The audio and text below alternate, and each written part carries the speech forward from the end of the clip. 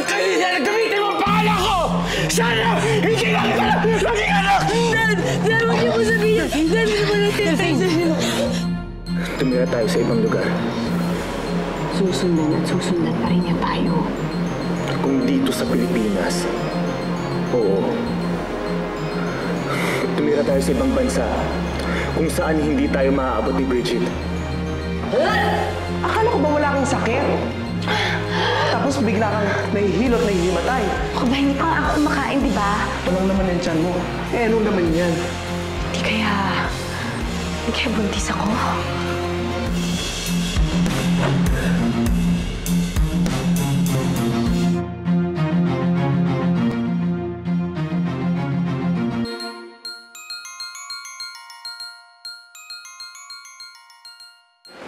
I love you so much, Ellery.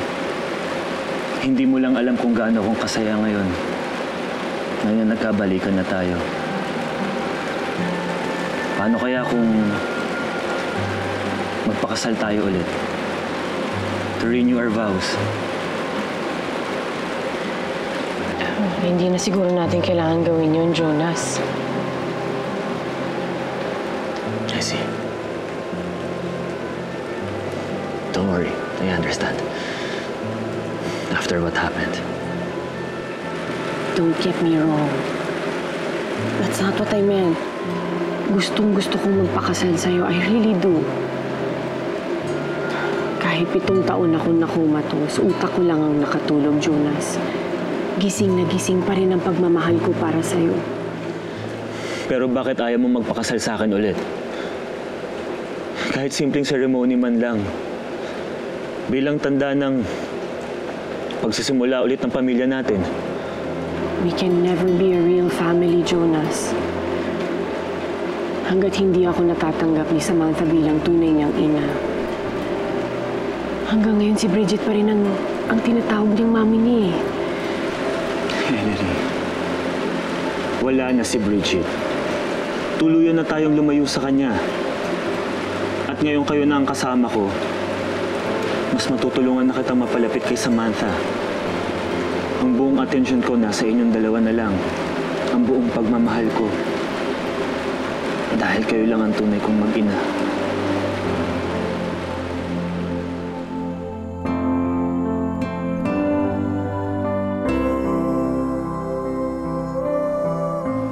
Iniwan ako ni Jonas.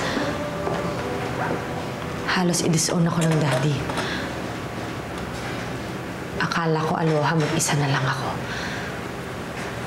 Pero mukhang magkakaroon pa ata ako ng bagong kakampi. At sino yon? Sino? Itong nasa tiyan ko. Kung talagang buntis ako, just like Ellery, parehas na magkakaroon ng apo ang daddy sa amin. At kaming dalawa ni Jonas, magkakaroon na rin kami ng anak. But wait, meron tayong kasabihan. Huwag mo na magbilang ng sisiw hanggat hindi pa napipisa ang itlog. Sige ka, maging bugok yan. Penoy ang labas niya. Huwag mo akong igaya kay Ellery, aloha. Bukas na bukas magpapacheck up tayo. Sana ito ng huling alas ko para kay Jonas.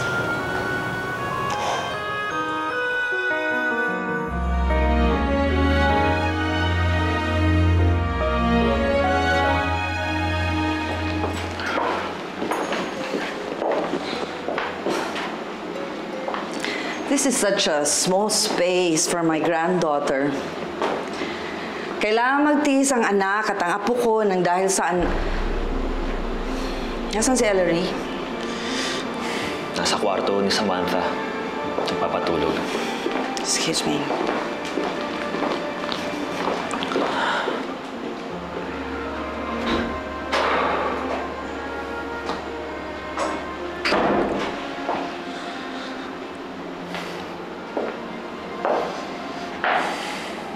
Pansamantala lang naman ho to eh.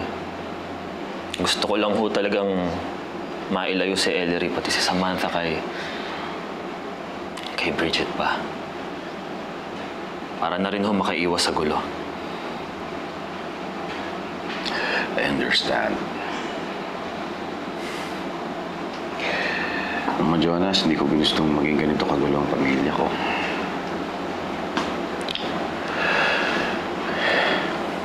Kami nga ni Marisa kasama kami sa isang buwong. Pero ramdam na ramdam kong distansya niya sa akin. Hanggang ngayon, di pa rin niya ako mapatawad sa nangyari sa amin ni Cecil, mami ni Bridget. Hindi niya matanggap na bukod sa kanya, meron pang ibang babae sa buhay ko. Naiintindihan ko kayo. Mahirap po talaga magkaroon ng dalawang babae sa buhay mo. Lalo na ho yung hindi nyo sinasadya. Laging may isang masasaktan.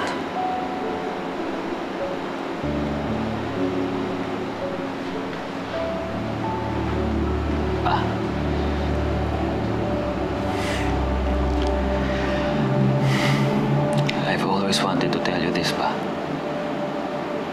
Gusto ko hong humingi ng tawad sa inyo. Dahil nasaktan ko yung dalawa niyong anak. Pero nakapag-desisyon na po ako. Ang puso at pati ang isip ko. At si Ellery po ang pinili ko.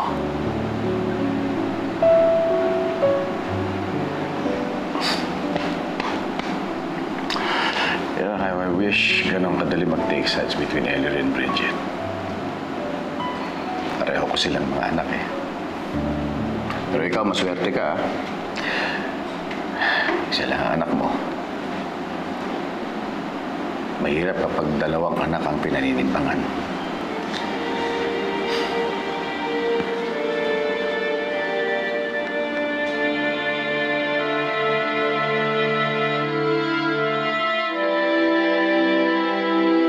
Butit nakatulog na si Samantha, Mami. Halos maghapon kasi iyak ng iyak to Nahihirapan na po ako kunin ang loob ng anak ko. Ellery, anak, pasasaan ba't mapapalapit din siya sa'yo?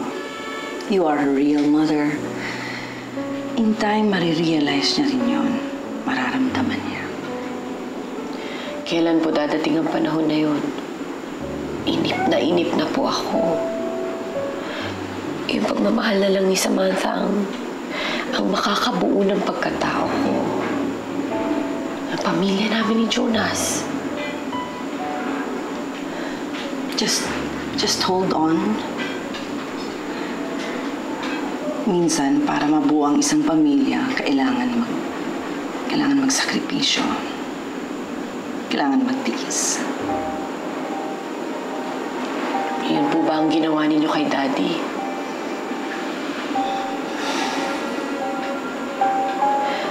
Mami, meron po ba kayong dinaramdam?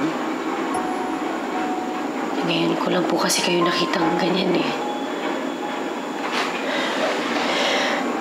Pasensya na po kung hindi ko na kayo nakakamusta these past few days. Nalunod na po ako sa problema, hindi ko na po kayo naisip. Hindi ko man lang kayo natanong kung ano po ang naramdaman niyo nung nalaman yung may anak si Daddy sa ibang babae.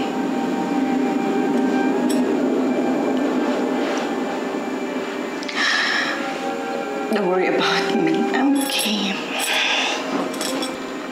I will be okay.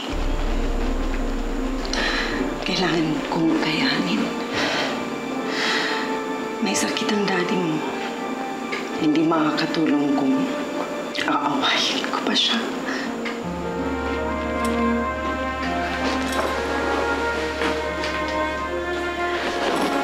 Hindi niyo na po kailangan sabihin, Mami. Sigurado akong masakit po para sa inyo. Kung ako po siguro nasa sitwasyon niyo, hindi ko kakayanin kapag nalaman kong may anak si Jonas sa iba.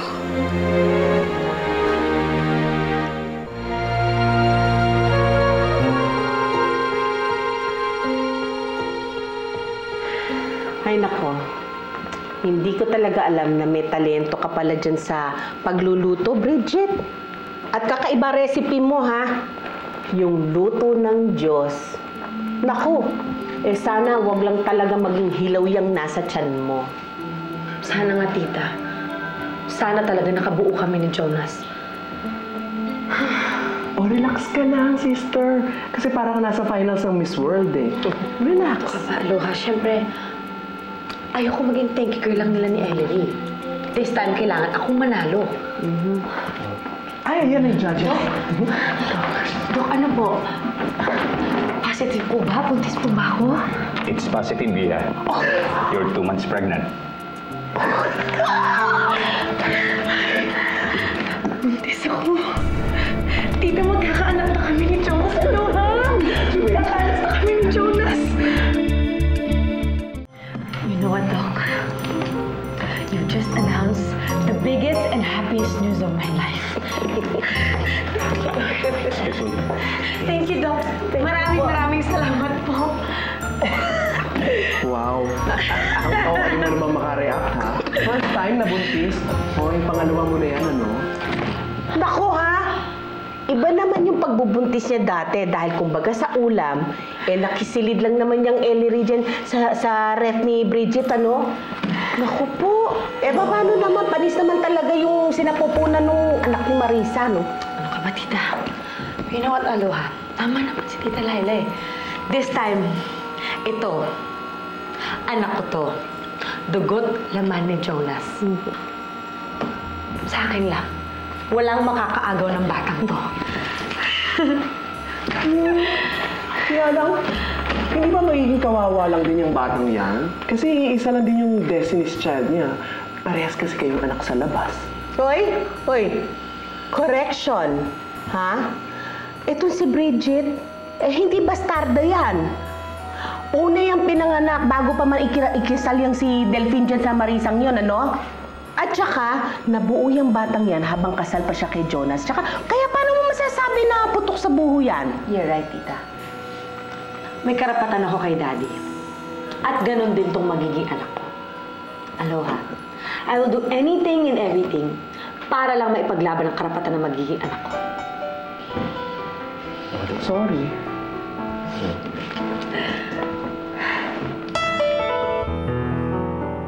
Tuloy kayo, Daddy. May dala akong ice cream para sa inyo. Thank you, Daddy. Sigurado ako magugustuhan ni Samantha to. Gusto niya po? No, thank you. Hindi lang yan para kay Samantha. Favorite flavor mo yan. Para sa favorite kong anak. Dati po yun, Daddy. Nung nag-iisa pa lang ninyo akong anak. Pero ngayon, dalawa na po kami.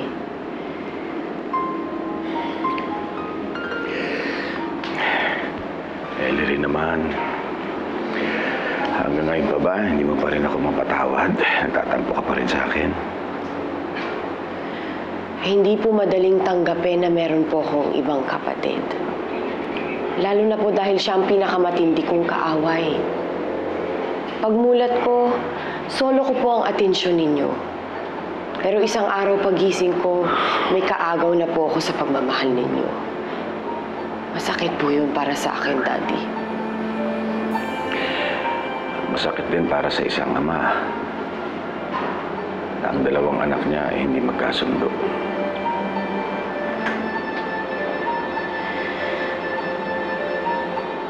Sino po ang mas mahal niyo sa amin dalawa ni Bridget, Daddy?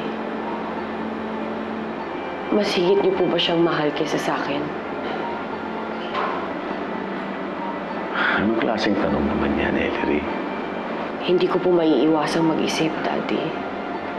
Makaramdam ng insecurities dahil lagi niyo siyang pinagtatanggol. Kayo po ang padrino ni Bridget sa amin ni Mami. Kaya ngayon, Daddy, sagutin niyo po ang tanong ko. Mas mahal niyo po ba si Bridget kaysa sa akin?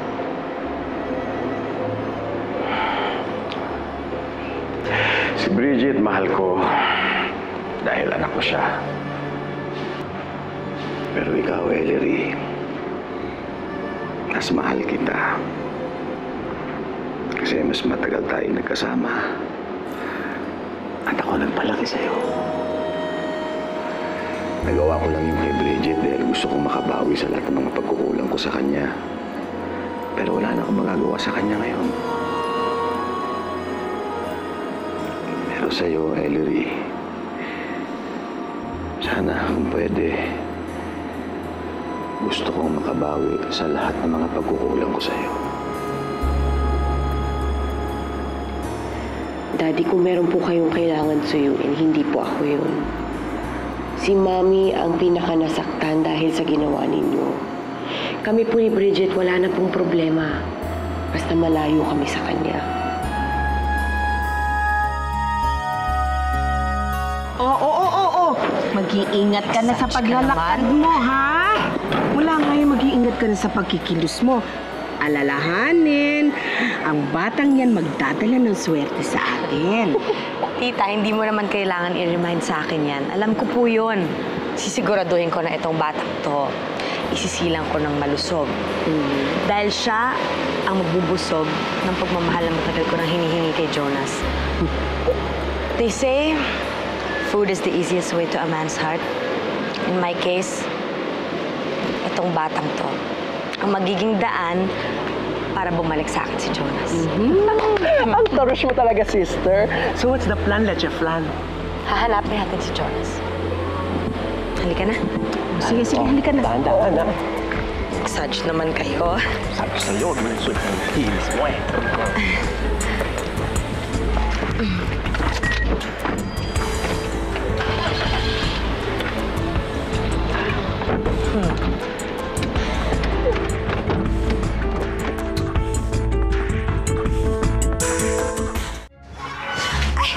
Ano ba to? Aloha! Di ka na ako madulas. Eh, sorry. Pasensya na. Hindi ko lang naligpit yan. Ano ka ba? Kasi nakakalat eh. Hindi mo naiintindihan kung gaano ka-importante sa akin itong dinadala ko. Pasensya na nga. Tsaka huwag ka lang magalit kasi bilisan po ka dyan. Meron ako sa'yong good news. Ano naman yung good news mo? Sigurado ba yan? Di ba may I-deliver ako ng gown kanina sa isang kondo? And guess who? Kung sinong nakita ko? Sino? Pilitin mo muna. Sino, Aloha? Yan, pilit na talaga. Eh di si Papa Jonas. Doon na pala sila lumipat ni Ellery. Oh.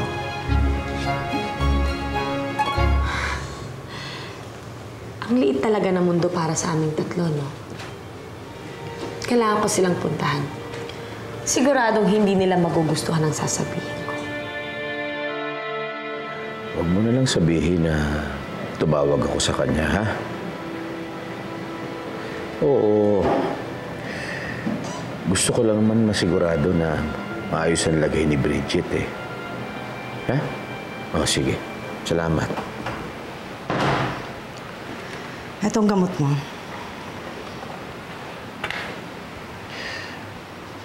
Tumawag lang naman ako para kumustahin si Bridget. Wala naman masama doon, ano? Anak ko naman siya, eh.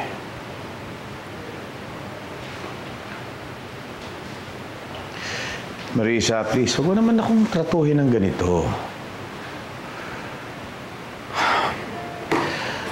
Alam ko, pinapakisamahan mo lang ako ng maayos dahil may sakit ako. Pero lalo lang akong magkakasakit, eh. Kung ganyan ka palagi, hindi ko alam kung ano nangyayari dyan sa utak mo. Hindi ka naman dating ganyan, ah.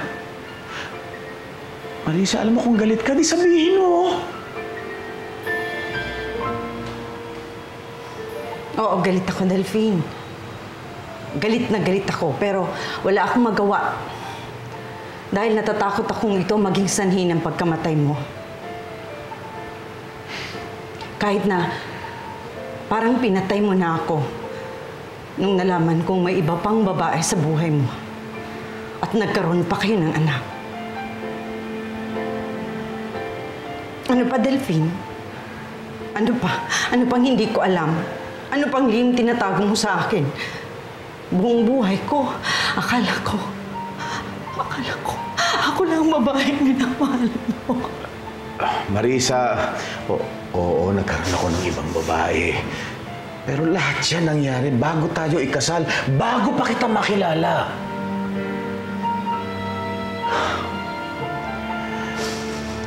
Marisa, saksi ko ang Diyos. Ikaw lang ang babaeng minahal ko nang pinakasalang kita. ikaw lang ang babaeng gusto kong makasama habang buhay.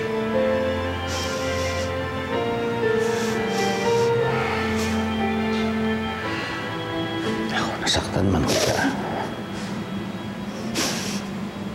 I'm really sorry.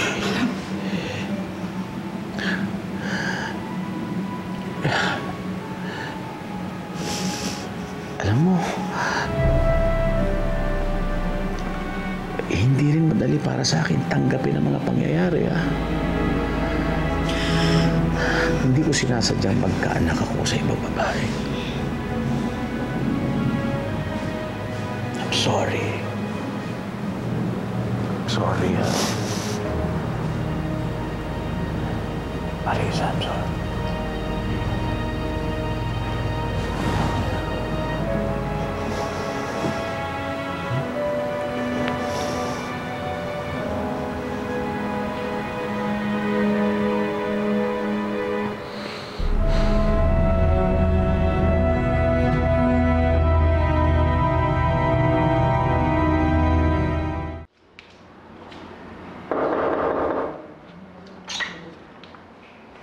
Dito ba si Jonas Alejandro? Sino po sila?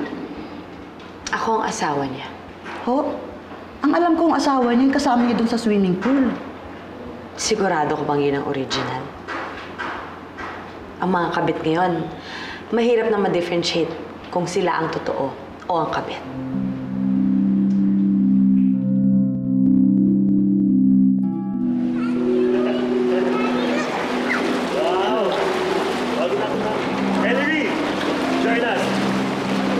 Sige, kayo na lang. Para kasing medyo masama yung pakiramdam ko eh.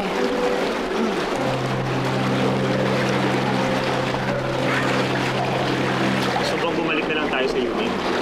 Eh, hindi, kaya ko pa. Tsaka mukhang nag-i-enjoy yung bata eh. Marisa, next time swimming tayo ulit, ha? Oo naman, anak. Basta magiging good girl ka. Sa daddy, na rin sa mami Ellery mo, ha? Pero sana, sa next time, sama natin si Mamita. Namimiss ko na siya eh. Anak, kailangan mong tanggapin na wala na ang mamita. Ako na lang ang daddy mo at ang mami Ellery mong makakasama mo. Patay mo, Tommy. Sila ang gusto kong kasama. Samantha, hindi pwedeng lahat ng gusto mo nasusunod, ha? Sige na, magpalit ka na. Ellery, pakisamahan naman siya. But I don't want to be with her, Daddy. Huwag matigas ang ulo. Sige ka, hindi na tayo magsiswimming. Halika na, Samantha. Halika na, anak. Magpapalit na tayo. Matigas ang ulo mo, ha? Sige na. Ay! Papaluin kita. Sige na. Halika na, Samantha.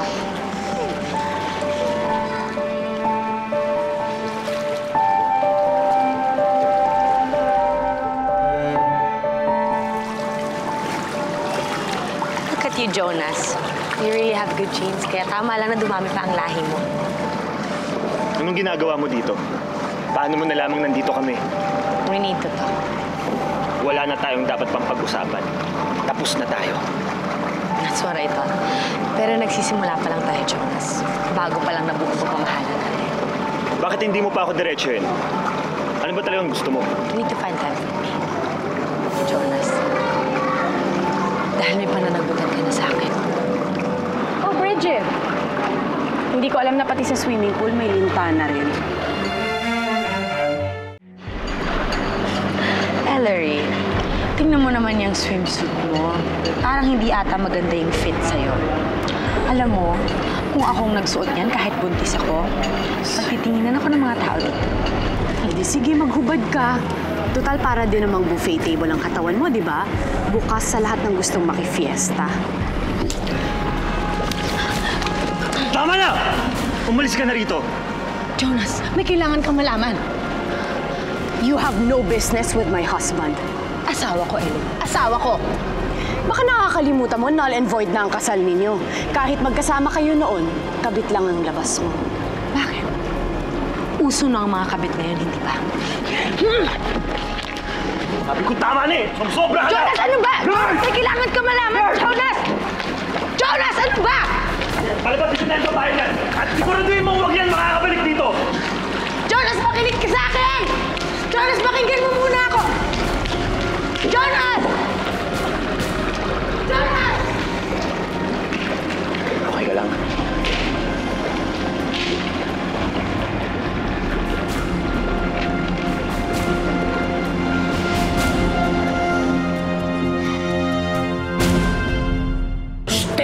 our lives? Pwede ba? Pigilan mo ng pag-abort kay Jonas, ha? Buntis po ako! Kaya hinahabol ko si Jonas dahil siya ang ama ng dinadala ko. Mommy, bakit di ka na lang kaya magdagdag ng bagong family member? Hindi na kasi ako pwede magka-baby anak eh. Kung hindi ka pwede magka-baby, hindi si Mamita nga ngayon mommy ko. Hindi mo ba talaga kami titigilan? Marami namang ibang lalaki dyan eh. Bakit hindi ka nalang kumuha ng iyo? Jonas, gusto ko sana sabihin sa'yo ng maayos. I'm carrying your child again. And this time, anak natin. Sa ating dalawa.